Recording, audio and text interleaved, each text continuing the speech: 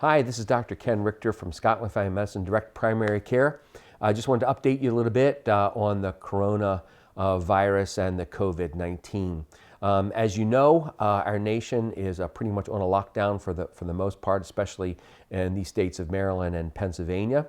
Nationally, the death rate is projected to be just a fraction of what it originally was projected to be. Originally, it was thought that there may be as many as 2 million deaths if steps hadn't been taken place. That number was carved down to less than 1 million, less than 240,000, less than 60,000, and finally less than 60,000 as the most recent estimates.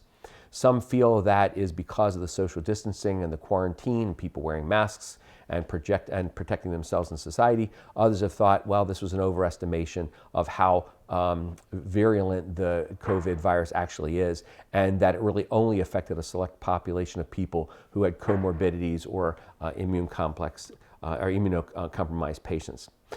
In Pennsylvania, it's projected that there may be as many as 1,700 deaths through August, and then that will be the total amount of people that will pass from this disease complex, given the COVID-19 and the ARDS, or acute respiratory distress syndrome, and also what is considered SARS-2, the severe acute respiratory syndrome, which is basically what the coronavirus has been determined.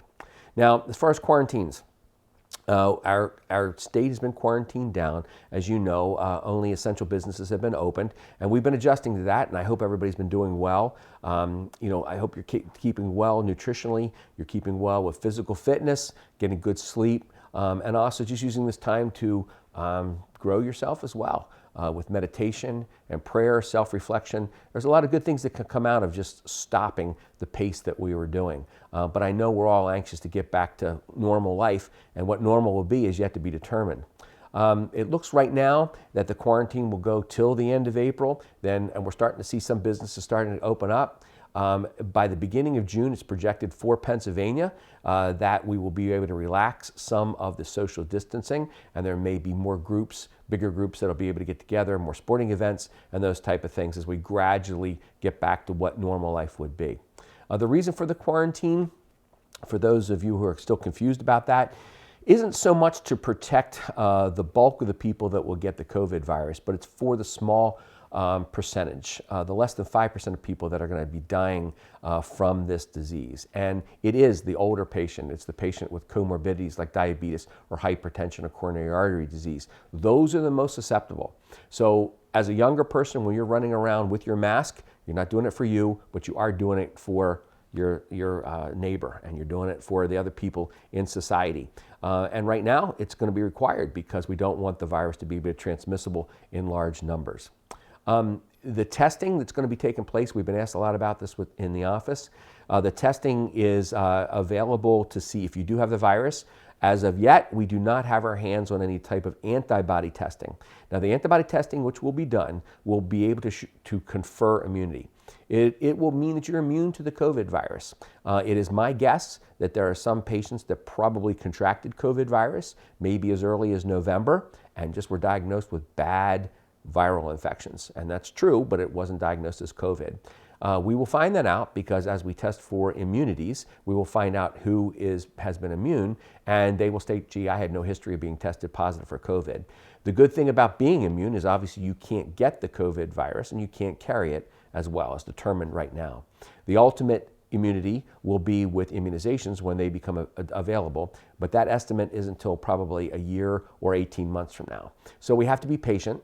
We have to be still cautious about how we do, but we will be able to find who is immune and who isn't. The best example I can give you of all of this is almost like you're in a hotel. And your hotel, you're sleeping at night very comfortably, and then in the middle of the night, the fire alarm goes off in the hotel. They tell you to get out of the hotel. Everybody get out, because that's the best precaution they can take. They don't know where the fire is. They don't know the extent of the fire. They don't know which rooms are going to be affected. So gradually, as you're secluded off in a safe location, we know that the fire can be contained. Once it's contained, once we know what rooms are affected, then you're gradually going to be allowed to go back to those rooms. The best thing would be fire retardant pajamas, so that even if a fire broke out, you wouldn't be burned from that. And basically, that's what the vaccine is going to do. So right now, we are on a fire alarm status. Everybody is outside of the building, and gradually we're going to try to get back. I encourage you, please, still take precautions. Do good hand washing techniques. Cover your face when you're outside. You can use a buff, you can use a scarf, you can use a surgical mask, anything to keep yourself and others protected. It is vitally important. At this stage in the game, for our knowledge base that we know right now, it's still an important thing to do.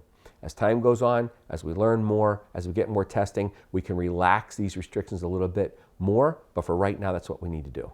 So I hope you're doing well. I'll try to keep you posted with a lot more things going forward. Give us a call if you guys need us. We're here. The office is operating full function with telemedicine, virtual visits, and also office visits. Again, the website will be at the end of this video presentation, and our number is 717-267-3606. And those of you who are patients know that you can get us right through the Spruce app. This is Dr. Ken Richter from Scotland Family Medicine Direct Primary Care. Hope you're doing well, and I'll talk to you soon. Thanks.